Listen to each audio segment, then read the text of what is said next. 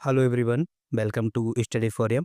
दोस्तों, यदि आप लोग जूनियर असिस्टेंट 5512 की तैयारी कर रहे हैं तो यूपी जीके का प्रैक्टिस सेट नंबर 8 है आज का इम्पोर्टेंट साबित होगा।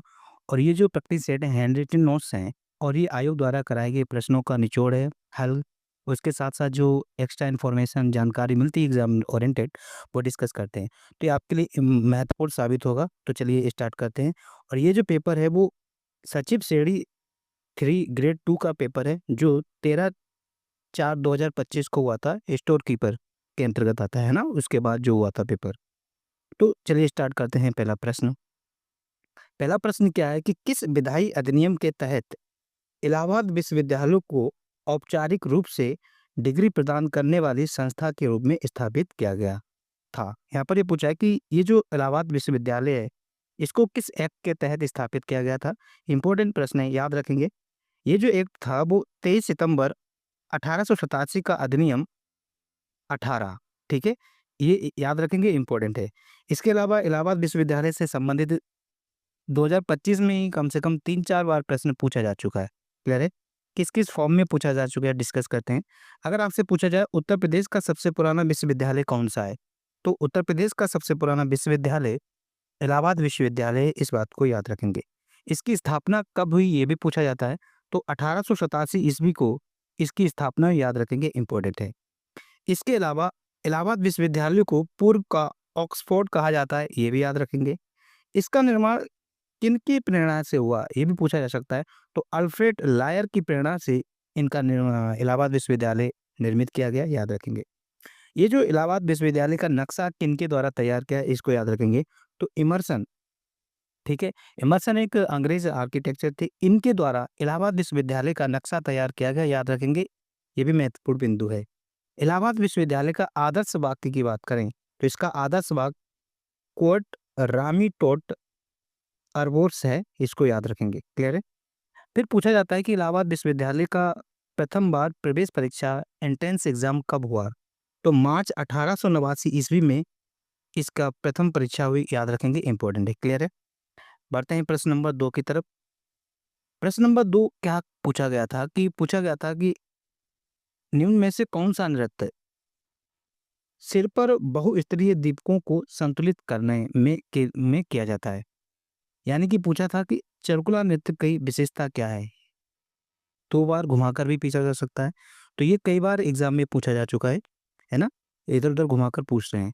तो चरकुला नृत्य की अगर हम बात करें, तो चरकुला नृत्य पर सिर पर बहुस्तरीय दीपकों को संतुलित करके नृत्य किया जाता है महिलाओं द्वारा। ठीक है?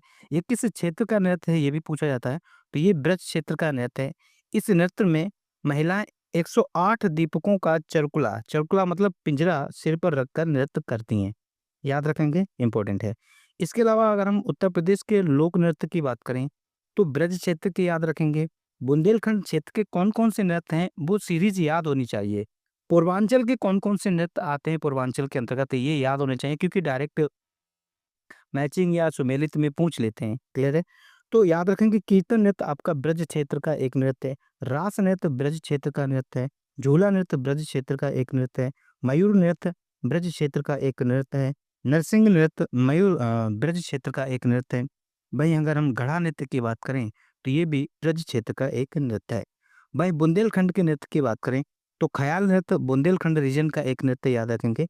घोड़ा नृत्य आपका बुंदेलखंड क्षेत्र का नृत्य है। देवी नृत्य बुंदेलखंड क्षेत्र का नृत्य है। राय नृत्य बुंदेलखंड का है। पाईडंडा नृत्य आपका बुंदेलखंड क्षेत्र का इम्पोर्टेंट है। और ये पूछा भी जाता है ये किस समुदाय द्वारा किया जाता है, तो पाईडंडा नृत्य अहीर समुदाय का एक नृत्य है, इस बात को याद रखेंगे। कानरा नृत्य आपका बुंदेलखंड क्षेत्र का नृत्य है, ये दोभी समुदाय का नृत्य है, इसको भी याद रखेंगे। अगला है मोनिया नृत्य या बरेली नृत्य। ये ब्रज के लठमार होली की तरह एक नृत्य होता है। ये दीपावली के अवसर पर किया जाता है। तो पूछा जा सकता है कि निम्न में से कौन सा नृत्य ब्रज का जो लठमार होली महोत्सव है उसकी तरह मनाया जाता है, तो मोनिया नृत्य या फिर बरेली नृत्य। क्लियर है? इसके अलावा अगर हम पूर्वांचल के नृत्य की बात करें तो धोबिया समुदाय का धोबिया नृत्य, ये भी एग्जाम में पूछा जा चुका है, कहाँ का, ये पूर्वांचल का है। कट घोड़वा नृत्य आपका पूर्वांचल का है। कहरुआ नृत्य आपका पूर्वांचल का है। गड़ो नृत्य पूर्वांचल का है। नटवरी नृत्य पूर्वांचल का है। नकटोरा नृत्य पूर्वांचल का है।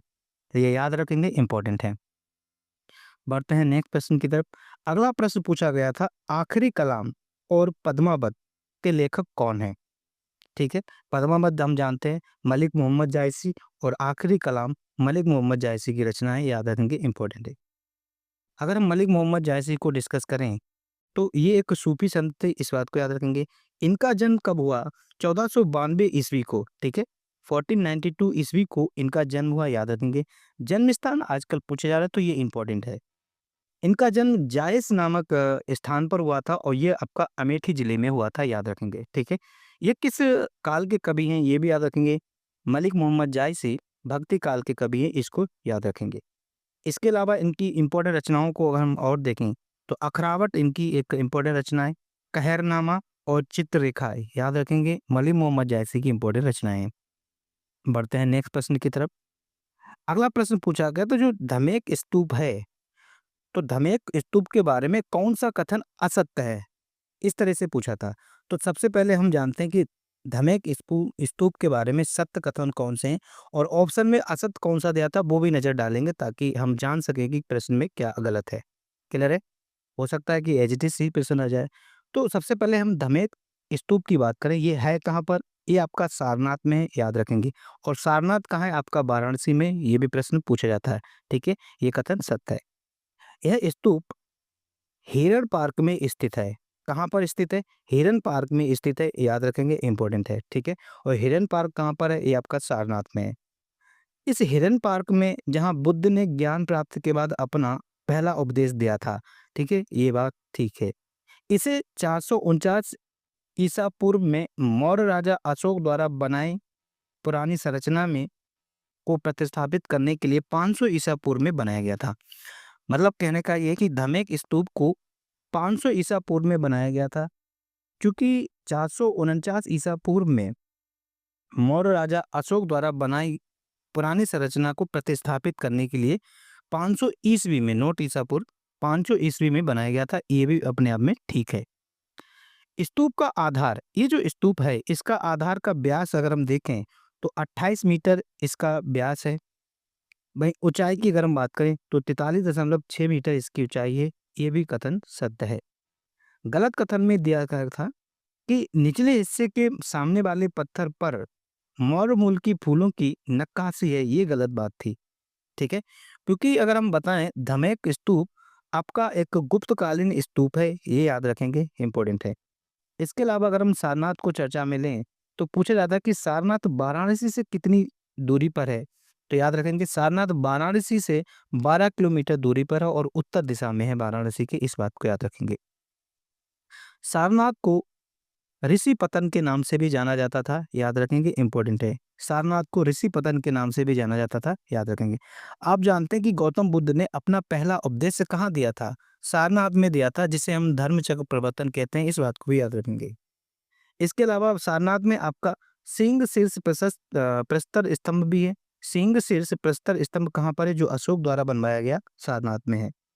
चौखंडी स्तूप इंपॉर्टेंट है, कहाँ पर है? चौखंडी स्तूप सारनाथ में है। ये अशोक द्वारा बनवाया गया। धर्मराज स्तूप आपका कहाँ है? ये भी सारनाथ में है। मृगदाब पक्षी विहार कहाँ पर है? मृगदाब पक्षी विहार आपका सारनाथ में है। ये इंपॉर्टेंट बिंदु याद रखेंगे। अगले प्रश्न की बात करें। अगला प्रश्न ये पूछा गया था कि किस वन्यजीव अभयारण्य का नाम एक नदी पर रखा गया है, जिसका अर्थ होता है चंद्रमा की चमक, ठीक है। तो ये आपका चंद्रप्रभा वन्यजीव अभयारण्य है, ठीक है। इसके अलावा पूछा जाता है कि चंद्रप्रभा वन्यजीव अभयारण्य है कहाँ पर? चंद्रप्रभा वन्यजीव अभयारण्य चंदौली डिस्ट्रिक्ट में है, याद रखेंगे। ये उत्तर प्रदेश का पहला वन्यजीव अभयारण्य, इस बात को भी याद रखेंगे, या यूं भी कह सकते हैं कि ये उत्तर प्रदेश का सबसे पुराना वन्यजीव अभयारण्य है। इस वन्यजीव अभयारण्य को कब बनाया गया, इसकी स्थापना कब हुई, ये याद रखेंगे। 1957 में इसकी स्थापना हुई, याद रखेंगे। इसका एरिया की अगर हम बात करें 78 वर्ग किलोमीटर इसका एरिया इसलिए क्योंकि हो सकता है कि आने वाले समय में या एग्जाम में वो 4 दे दिया जाएगा और पूछा जाएगा कि सबसे बड़ा कौन सा है, एरिया वाइज मैच करो, ऐसे भी पूछा जा सकता है। तो याद रखेंगे 78 वर्ग किलोमीटर चंद्रप्रभा वन्यजीव अभयारण्य का एरिया है। बढ़ते हैं नेक्स्ट। अगला बिंदु ऑप्शन में था आपका नवाबगंज पक्षी विहार भी था। तो नवाबगंज पक्षी विहार की बात करें, ये है कहाँ पर? ये आपका उन्नाव में है। नवाबगंज पक्षी विहार का नया नाम शहीद चंद्रशेखर आजाद पक्षी विहार है, इस बात को याद रखेंगे।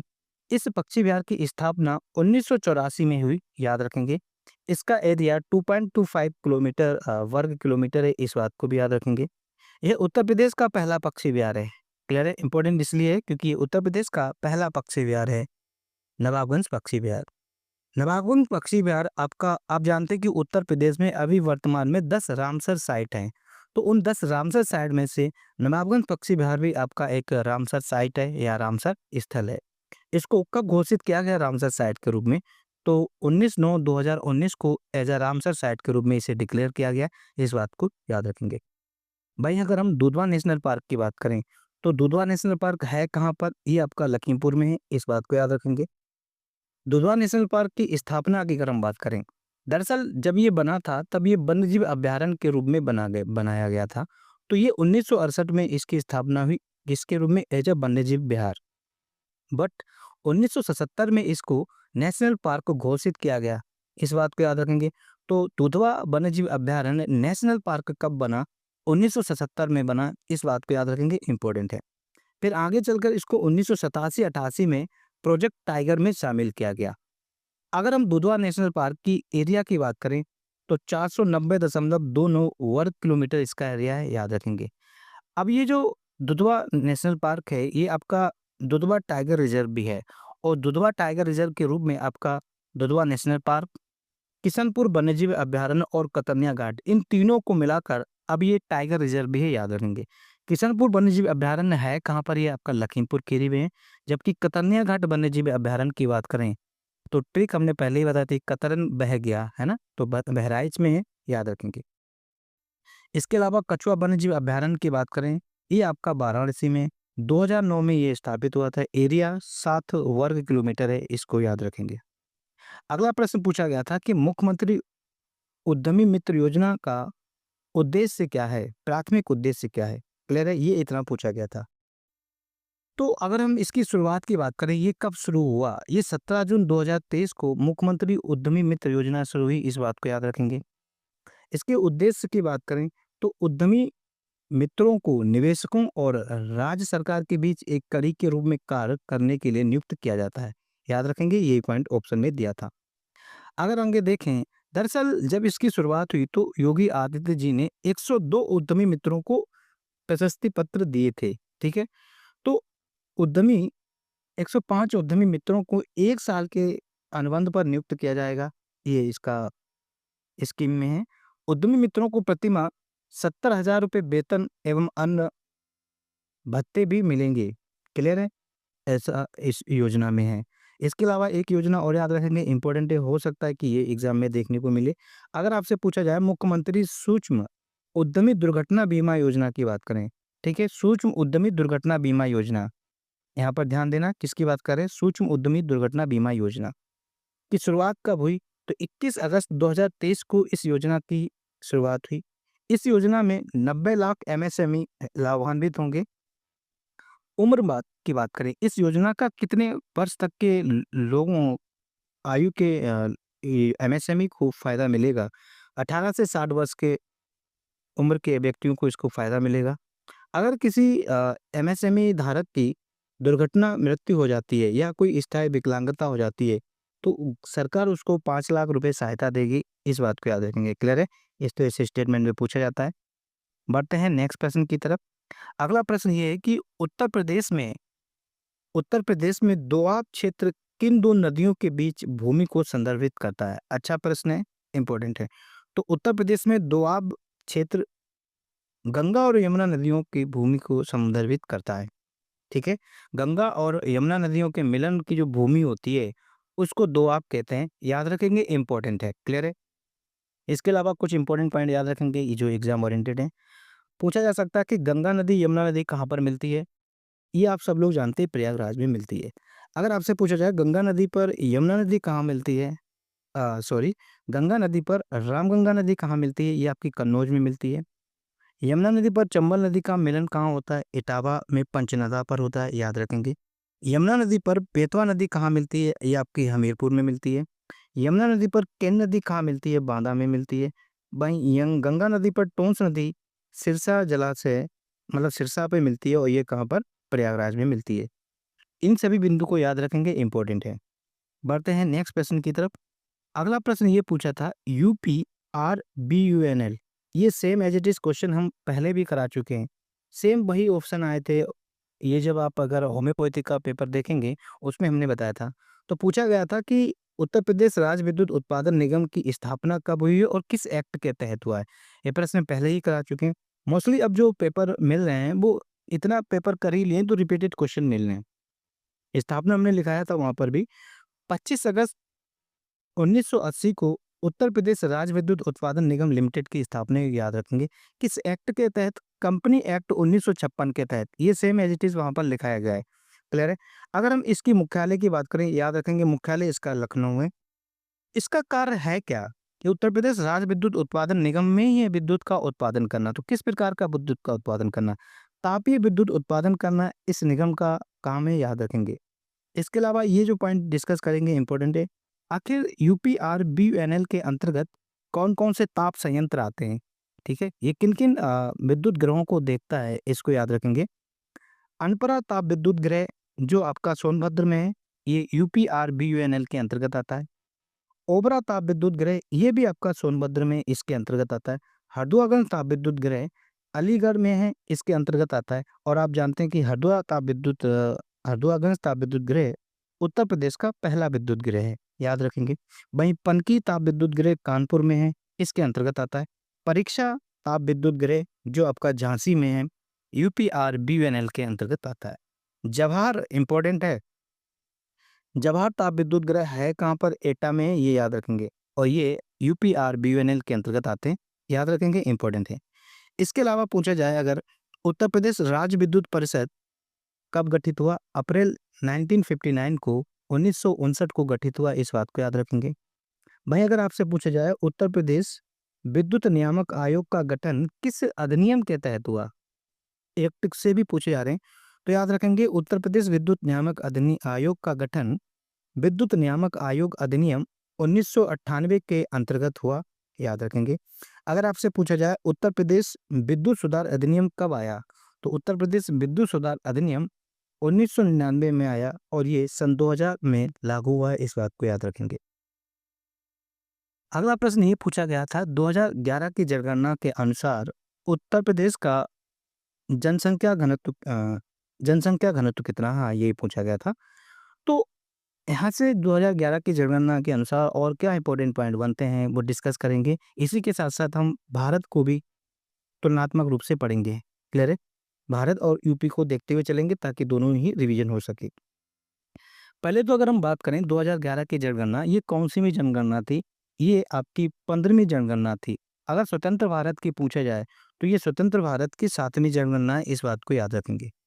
बाकी ये आप जानते हैं जनगणना सबसे पहले कब हुई, किसके काल में हुई, है ना? मियो और रिपन के काल में हुई, अब 10 की और वो आप सब जानते हैं। कुल जनसंख्या अगर प्रतिशत की बात करें, उत्तर प्रदेश में कुल जनसंख्या प्रतिशत पुरुषों का भी पूछा जाता है और महिलाओं का भी पूछा जाता है, इंपॉर्टेंट है। तो उत्तर प्रदेश में 2011 की जनगणना के अनुसार जितनी भी जनसंख्या थी उस टाइम, तो 52.29% पुरुष थे, 52.29% पुरुष थे, याद रखेंगे। जबकि 47.71% आपकी महिलाएं थी, इस बात को याद रखेंगे। भाई अगर हम भारत की देखें, तो भारत में पुरुषों का परसेंटेज 51.47%, ठीक है? उत्तर प्रदेश का थोड़ा ज़्यादा है पुरुषों की अपेक्षा, ऐसे कंपैरिजन करके पढ़ेंगे। भाई अगर हम महिलाओं का देखें, तो आपका 48.53%, एक अगर याद कर लेंगे बाकी घटा देंगे तो महिला का आ जाएगा। क्लियर है? एक बार फिर हम डिस्कस करते हैं कि उत्तर प्रदेश में पुरुष परसेंटेज की बात करें तो 52.29% पुरुष हैं 2011 की जनगणना के अनुसार। महिलाओं की बात करें तो 47.71% महिलाएं हैं। वहीं अगर हम नेक्स्ट बिंदु की बात करें, यदि आपसे पूछा जाए कि उत्तर प्रदेश की कुल जनसंख्या भारत की जनसंख्या का कितना परसेंट है, तो 16.51% है, याद रखेंगे, इंपॉर्टेंट है। यदि आपसे पूछा जाए कि 0 से लेकर 6 आयु वर्ग के बच्चों का परसेंटेज उत्तर प्रदेश में कुल कितना है, तो उत्तर प्रदेश में 15.41% 0 से लेकर 6 आयु वर्ग के बच्चों का प्रतिशत है, याद रखेंगे। जबकि भारत में ये परसेंटेज 13.59% है, याद रखेंगे, इंपॉर्टेंट है। अगर आपसे पूछा जाए 2001 और 2011 के दौरान उत्तर प्रदेश की जनसंख्या में 10 की वृद्धि दर कितनी हुई? ठीक है, इन 10 सालों में उत्तर प्रदेश ने पिछले 10 सालों की अपेक्षा कितनी वृद्धि की, ये अगर आपसे पूछा जाए, तो आप कहेंगे 2011 की जनगणना के अनुसार 20.23% की वृद्धि की। यदि आपसे पूछा जाए पुरुषों की कितनी परसेंट हुई, तो 19.31% आपका पुरुषों की वृद्धि हुई। वहीं महिलाओं में 21.23% की वृद्धि हुई। पूरे भारत में अगर हम 10 की वृद्धि की बात करें, तो 17.7% की पूरे भारत की जनसंख्या में 10 सालों में वृद्धि हुई, याद रखेंगे, इंपॉर्टेंट है। क्लियर है? बाकी किस उत्तर प्रदेश के किस जिले में सबसे अधिक 10 की वृद्धि हुई, ये पूछा जाए, तो आप कहेंगे गौतम बुद्ध नगर में सबसे अधिक हुई, लगभग 49% हुई। फिर उसके बाद गाजियाबाद में हुई, ऐसे याद रखेंगे, ठीक है? एक बार आप ये इंटरनल डेटा भी देख लेंगे डिस्ट्रिक्ट वाइज़, क्लियर है? भाई अगर हम जनसंख्या घनत्व की बात करें, ये प्रश्न पूछा गया था, तो उत्तर प्रदेश का जनसंख्या घनत्व 829 है, इस बात को याद रखेंगे। पर्सन पर किलोमीटर, 1 किलोमीटर में कितने लोग रहते हैं, ये इसका जनसंख्या घनत्व को मापा जाता है। तो उत्तर प्रदेश में कितना जनसंख्या घनत्व है? आपका 829 जनसंख्या घनत्व है। वहीं भारत में 382 जनसंख्या घनत्व है, इस बात को याद रखेंगे। ये भी पूछा जाता है कि जनसंख्या घनत्व के मामले में उत्तर प्रदेश कौन-से स्थान पर है?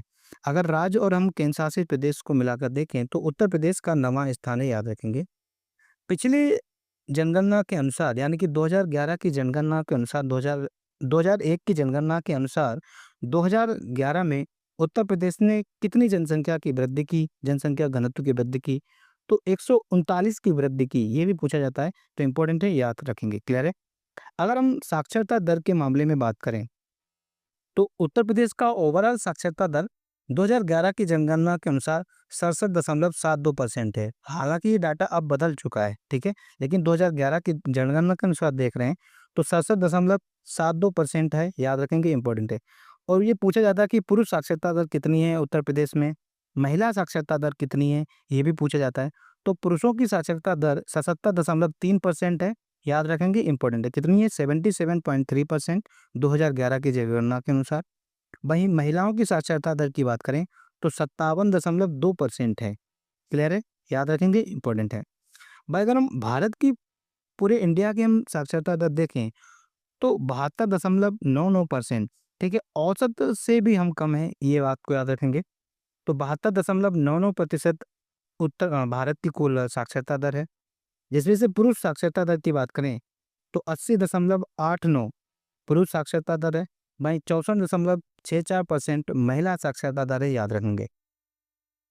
इसके अलावा हम उत्तर प्रदेश के लिंगानुपात की बात करें, तो उत्तर प्रदेश का लिंगानुपात 912 है। 912 का मतलब क्या है? 912 है प्रति 1000 पुरुष में, रेशियो में देखें तो 1000 पुरुषों में 912 महिलाएं, ये लिंगानुपात का मतलब होता है। तो उत्तर प्रदेश का लिंगानुपात 912, याद रखेंगे, पूछा जा सकता है।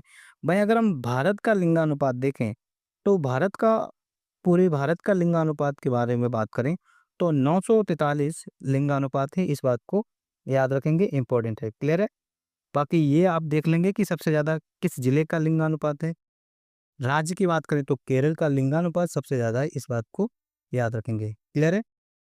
वहीं अगर हम उत्तर प्रदेश में अगर अधिकतम लिंगानुपात की बात करें, तो सबसे ज़्यादा जौनपुर का लिंगानुपात है, इसको भी याद रखेंगे, और 1024 शायद, हाँ, 1024 लिंगानुपात है, इस बात को भी याद रखेंगे, एक बार कंफर्म कर लेंगे, क्लियर है?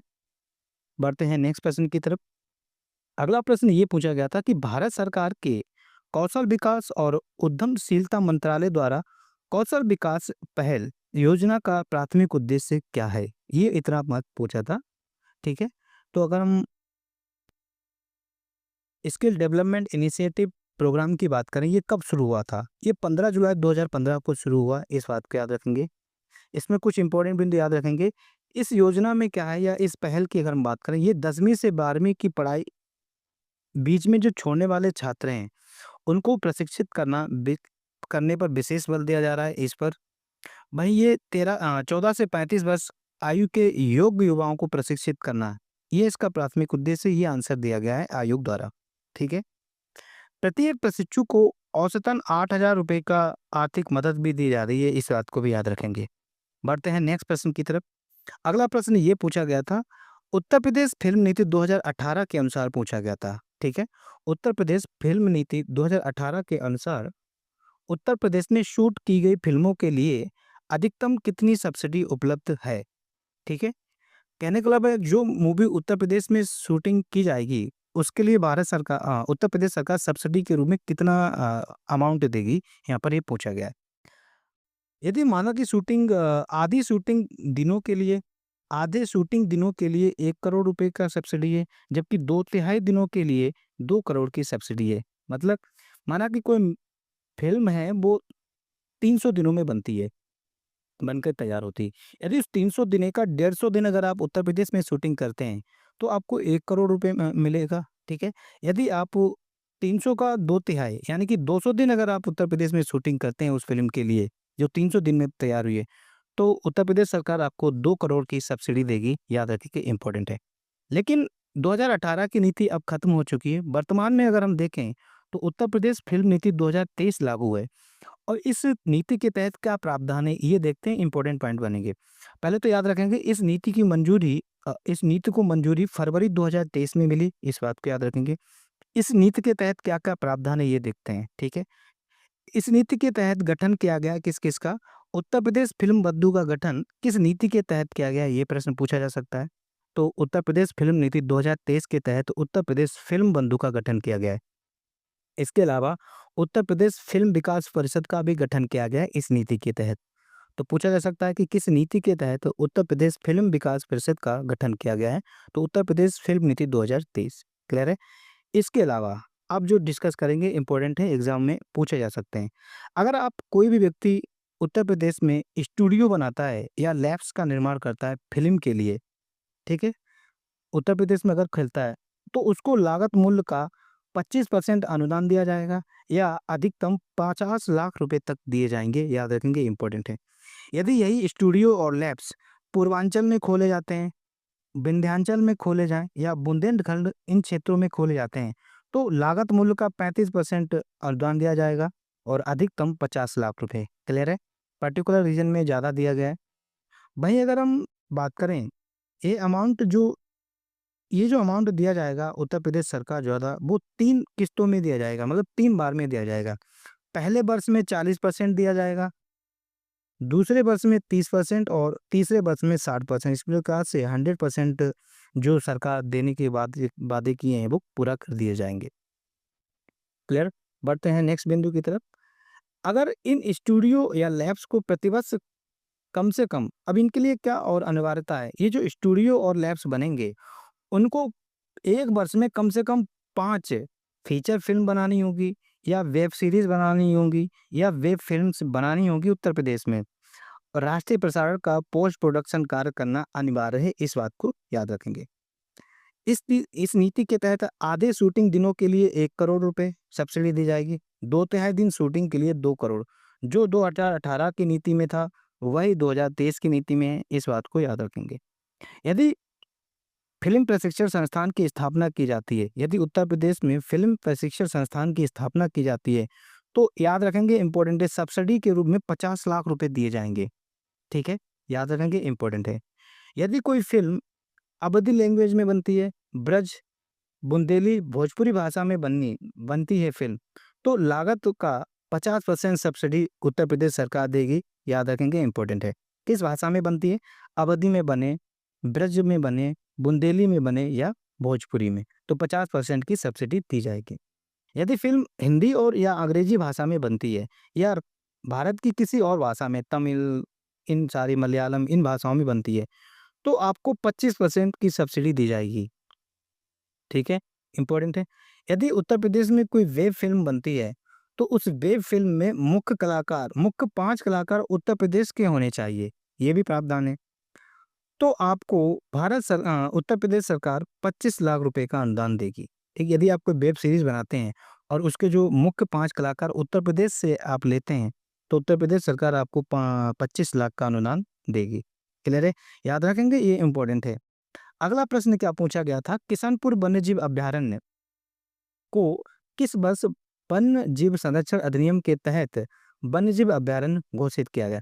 कुल मिलाकर पूछा गया कि किशनपुर वन्यजीव अभयारण्य कब बना?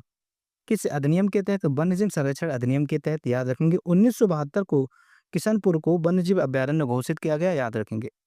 अगर हम किशनपुर वन्यजीव अभयारण्य की बात करें तो ये है कहाँ पर? ये आपका लखीमपुर खीरी में है, याद रखेंगे, इंपॉर्टेंट है।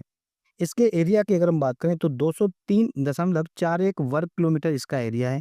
इसकी स्थापना 1972 में हुई। यह दुधवा टाइगर रिजर्व का एक हिस्सा भी है, ठीक है। दुधवा टाइगर रिजर्व में आपका दुधवा नेशनल पार्क आ जाता है, किशनपुर वन्यजीव अभयारण्य आ जाता है और आपका कतर्निया घाट वन्यजीव अभयारण्य भी आ जाता है, ठीक है। इसके अलावा अगर आपसे पूछा जाए वन्यजीव संरक्षण अधिनियम कब आया? 1972 आया, इस बात को याद रखेंगे।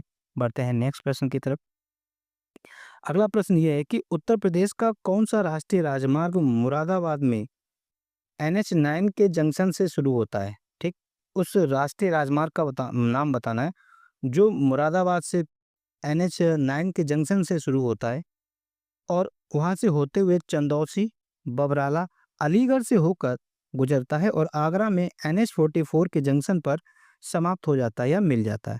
तो ये आपका NH509 है, याद रखेंगे, इंपॉर्टेंट है। क्लियर है? बाकी नेशनल हाईवे तो बहुत सारे, इतने कहाँ से याद करेंगे। अगर हम इसके ओल्ड नेम की बात करें, NH509 का पुराना नाम क्या है? NH93 इसका पुराना नाम है। इसकी कुल लंबाई उत्तर प्रदेश में देखें तो 220 किलोमीटर की लंबाई है, ये भी याद रखेंगे। इसके अलावा पूछा जाता है कि उत्तर प्रदेश राज्य सड़क परिवहन निगम की स्थापना कब हुई? उत्तर प्रदेश राज्य सड़क परिवहन निगम की स्थापना, याद रखेंगे, 1 जून 1972 को हुई। इसका मुख्यालय कहाँ पर है? लखनऊ में है, इस बात को याद रखेंगे। बढ़ते हैं नेक्स्ट प्रश्न की तरफ। अगला प्रश्न ये है कि कौन सा लोकगीत, ये क्वेश्चन इसलिए रख रहे हैं ताकि आपको पता चले कि एग्जामिनर किस प्रकार से स्टेटमेंट घुमाकर क्वेश्चन पूछा जा सकता है। तो कौन सा लोकगीत मुख्य रूप से उत्तर प्रदेश में महिलाओं द्वारा परिवार में बच्चे के जन्म को एक शुभ क्षण के रूप में मनाने के लिए गाया और प्रस्तुत किया जाता है? तो महिलाओं द्वारा किया जाता है, बच्चों के जन्म पर किया जाता है, ये आपका सोहर नृत्य किया जाता है। ठीक, सोहर क्या है? आपका एक लोकगीत है। तो सोहर लोकगीत महिलाओं द्वारा किया जाता है। ये सोहर लोकगीत है किस क्षेत्र का? अवध क्षेत्र का एक लोकगीत है। इसके अलावा साबनी, फाग और झूला, ये भी लोकगीत हैं अवध क्षेत्र के, याद रखेंगे। इसके अलावा उत्तर प्रदेश के लोकगीतों को और चर्चा में लें जो एग्जाम ओरिएंटेड हैं, हम बात करते हैं कजरी की। कजरी इंपॉर्टेंट है। कजरी आपका वर्षा ऋतु का एक लोकगीत है, याद रखेंगे। इसे किस माह में गाया जाता है? ये भी प्रश्न पूछा जा चुका है, तो याद रखेंगे सावन या श्रावण महीने में महिलाओं द्वारा गाया जाता है। ठीक, वर्षा ऋतु से पहले इसको सावन या श्रावण महीने में गाया जाता है। ये है कहाँ का नृत्य? ये आपका मिर्जापुर का एक नृत्य है, याद रखेंगे, इंपॉर्टेंट है। भाई अगर हम आला की बात करें तो आला आपका एक वीर रस को इंडिकेट करता है। ये आपका आला ओदल की वीरता का वर्णन करता है। ये बुंदेलखंड का एक लोकगीत है, इंपॉर्टेंट है, याद रखेंगे। भाई हम चैती या चैता की बात करें तो फागुन पूर्णिमा से लेकर चैत्र पूर्णिमा के दौरान इसे गाया जाता है। तो पूछा जा सकता है कि कौन सा गीत फागुन पूर्णिमा से लेकर चैत्र पूर्णिमा के दौरान गाया जाता है? चैत्र में ही आ रहा है चैत्र, तो ये आपका चैत्र या चैती या चैता। क्लियर? ये प्रेम की इसमें प्रेम की अभिव्यक्ति होती है, ठीक है। भाई हम बिरहा की बात करें तो पूर्वांचल का एक लोक नृत्य है बिरहा, बिरहा, याद रखेंगे। क्लियर है? अगला प्रश्न पूछा गया था कि वटेश्वर मेला का प्राथमिक उद्देश्य क्या है, ये पूछा गया था, ठीक है। तो बटेश्वर मेला लगता कहाँ है? आपका आगरा में लगता है। बेटेश्वर मेला आपका आगरा में लगता है। आगरा में और मेला की अगर हम बात करें तो याद रखेंगे कैलाश मेला कहाँ पर लगता है? सुलेकुल महोत्सव आपका आगरा में लगता है ना, ये सब याद रखेंगे। गणगौर मेला आपका आगरा में लगता है, इस बात को याद रखेंगे। पटेश्वर मेला एक आपका पशु मेला है, इस बात को याद रखेंगे। ये नवंबर माह में मोस्टली आयोजित होता है, इस बात को भी याद रखेंगे। इसका उद्देश्य क्या है? बिक्री या वस्तु विनिमय के लिए पशुधन के साथ पशु मेला, ये इसका प्राथमिक उद्देश्य है और यही आयोग ने इसका आंसर दिया था। अगर हम बटेश्वर की बात करें तो इम्पोर्टेंट पॉइंट इसलिए बटेश्वर से बनता है क्योंकि ये अटल बिहारी वाजपेयी जी का पैतृक गांव है, ठीक है। तो अटल बिहारी वाजपेयी जी का पैतृक गांव बटेश्वर है। इस बटेश्वर पर क्या हुआ है? यहाँ पर 25 दिसंबर 2023 को अटल जी की 99वीं जयंती पर अटल बिहारी वाजपेयी सांस्कृतिक संकुल भवन का लोकार्पण योगी आदित्यनाथ जी द्वारा किया गया। तो पूछा जा सकता है कि अटल बिहारी वाजपेयी सांस्कृतिक संकुल भवन कहाँ पर है या कहाँ पर इसका लोकार्पण किया गया? तो आप कहेंगे बटेश्वर, आगरा में। क्लियर है? इसके अलावा इंपॉर्टेंट क्वेश्चन ये है, बटेश्वर से लेकर गोवर्धन, ठीक है, बटेश्वर से लेकर गोवर्धन तक राज्य की पहली अंतर जिला हेलीकॉप्टर सेवा शुभारंभ की गई, याद रखेंगे, इम्पोर्टेंट है। ठीक है, बढ़ते हैं नेक्स्ट प्रश्न की तरफ। अगला प्रश्न ये इम्पोर्टेंट है और अपने आप में एक डिफरेंट काइंड ऑफ क्वेश्चन है। तो चलिए पढ़ते हैं। कह रहा है कि हिंदू पौराणिक कथाओं के अनुसार मेरठ का नाम संभवतः माया राष्ट्र से लिया गया था है। ठीक है, कह रहा है कि हिंदू पौराणिक कथाओं के अनुसार मेरठ का नाम माया राष्ट्र से लिया गया है, जो असुरों के वास्तुकार माया के देश को संदर्भित करता है। असुरों के वास्तुकार माया के देश को संदर्भित करता है। माया की बेटी मंदोदरी का विवाह रामायण के किस व्यक्ति से हुआ था? ये प्रश्न पूछा है कि मंदोदरी का विवाह किसके साथ हुआ। तो इसका राइट आंसर हो जाएगा मंदोदरी का विवाह रावण के साथ हुआ, याद रखेंगे। ठीक है, क्योंकि प्रश्न मेरठ से है तो मेरठ को हम लोग डिस्कस करते हैं। मेरठ की अगर हम बात करें तो याद रखेंगे कि मेरठ की सीमा किन किन जिलों से लगती है, आजकल ये सीमा पूछी जाती है, और विद डायरेक्शन। मेरठ के अगर हम उत्तर में देखें तो मेरठ की सीमा मुजफ्फरनगर से लगती है। इधर पूर्व की तरफ देखें तो बिजनौर, इधर आपका दक्षिण पूर्व की तरफ देखें तो अमरोहा, दक्षिण में इसकी हापुड़, गाजियाबाद, पश्चिम में बागपत और उत्तर पश्चिम में शामली से सीमा साझा करती है, लगती है। उत्तर प्रदेश मेरठ की अगर हम बात करें तो मेरठ कितने जिलों के साथ सीमा साझा करता है, इस बिंदु को भी याद रखेंगे। तो मेरठ 7 जिलों के साथ सीमा साझा करता है, जिनमें से आपका मुजफ्फरनगर, बिजनौर, अमरोहा, हापुड़, गाजियाबाद, बागपत और शामली। इसके अलावा 18 मंडल में से आपका मेरठ भी एक मंडल है, और मेरठ मंडल के अंतर्गत 6 जिले आते हैं। और ये आप अच्छी तरह से जानते हैं कि उत्तर प्रदेश के मात्र 3 ही ऐसे मंडल हैं जिसके अंतर्गत 6 जिले आते हैं, जिनमें से आपका एक कानपुर मंडल है, एक आपका मेरठ और एक लखनऊ। क्लियर है? वहीं अगर हम मेरठ मंडल के अंतर्गत कौन-कौन से जिले आते हैं, इस बात को भी याद रखेंगे। मेरठ के अंतर्गत मेरठ आता है। ये ज़रूरी नहीं है कि जो जिले सीमा साझा करते हैं वो उस मंडल के अंतर्गत आते हैं, ये बिल्कुल भी ज़रूरी नहीं है। तो मेरठ, मेरठ जिले के मंडल के अंतर्गत आता है। गाजियाबाद मेरठ मंडल के अंतर्गत आता है, याद रखेंगे। बुलंदशहर आपका मेरठ मंडल के अंतर्गत आता है। गौतम बुद्ध नगर, जीवीएन का मतलब गौतम बुद्ध नगर, आपका मेरठ मंडल के अंतर्गत आता है। बागपत आपका मेरठ मंडल के अंतर्गत आता है, और हापुड़, ये 6 जिले मेरठ मंडल के अंतर्गत आते हैं, याद रखेंगे। इसके अलावा इम्पोर्टेंट पॉइंट क्या है कि Indian institute of space science and technology कहाँ पर है? आपका मेरठ में है। सेंट्रल पोटैटो रिसर्च स्टेशन आपका मेरठ में है। इम्पोर्टेंट है, ये भी पूछा जाता है। सरदार पटेल कृषि एवं प्रौद्योगिकी विश्वविद्यालय कहाँ पर है? ये आपका मेरठ में है, 2000 में स्थापित हुआ था। कैंची उद्योग का प्रमुख केंद्र आपका मेरठ। खेल सामान का प्रमुख केंद्र मेरठ। डॉक्टर भीमराव अंबेडकर हवाई अड्डा कहाँ पर है? इम्पोर्टेंट है क्योंकि हवाई अड्डा से रिलेटेड प्रश्न पूछे जा रहे हैं। सॉफ्टवेयर टेक्नोलॉजी पार्क आपकी मेरठ में भी है, इस बात को याद रखेंगे। हस्तिनापुर वन्यजीव अभ्यारण्य का कुछ भाग मेरठ में भी है, इस बात को भी याद रखेंगे। सर्वाधिक स्लम जनसंख्या वाला नगर कौन सा है? आपका मेरठ। स्लम स्लम जनसंख्या वाला सबसे अधिक नगर पूछा जाए तो आपका मेरठ है। इसके अलावा इम्पोर्टेंट है, स्वामी विवेकानंद सुभारती विश्वविद्यालय जो 2008 में निर्मित हुआ, कहाँ पर है? मेरठ में। स्वामी विवेकानंद सुभारती विश्वविद्यालय। महावीर विश्वविद्यालय पूछा जाए, क्योंकि विश्वविद्यालयों से रिलेटेड प्रश्न 2-3 एग्जामों में देखा गया, ये याद रखना जरूरी है। महावीर विश्वविद्यालय आपका 2023 में निर्मित हुआ है, ये कहाँ पर है? आपका मेरठ में। शोभित अभियांत्रिक एवं प्रौद्योगिकी संस्थान कहाँ? शोभित अभियांत्रिकी एवं प्रौद्योगिकी संस्थान आपका मेरठ में, इस बात को याद रखेंगे। उत्तर प्रदेश में मेरठ जिले का गन्ना उत्तम कोटि का माना जाता है, इस बात को भी याद रखेंगे। तो पूछा जा सकता है कि उत्तर प्रदेश के किस जिले का गन्ना सर्वोत्तम कोटि का माना जाता है या उत्तम कोटि का? तो आप कहेंगे मेरठ। ठीक है, इसके अलावा यहाँ पर कर्मचारी राज्य बीमा निगम अस्पताल का आवासीय माध्यम से शिलान्यास किया पीएम नरेंद्र मोदी जी ने, याद रखेंगे। इंपॉर्टेंट है, कर्मचारी राज्य बीमा निगम अस्पताल कहाँ पर बनाया जा रहा है? मेरठ में बनाया जा रहा है। राज्य की पहली एकीकृत हरित शहरी सड़क, ये इंपॉर्टेंट है। राज्य की पहली है एकीकृत हरित शहरी सड़क कहाँ पर बनाई जा रही है? मेरठ में।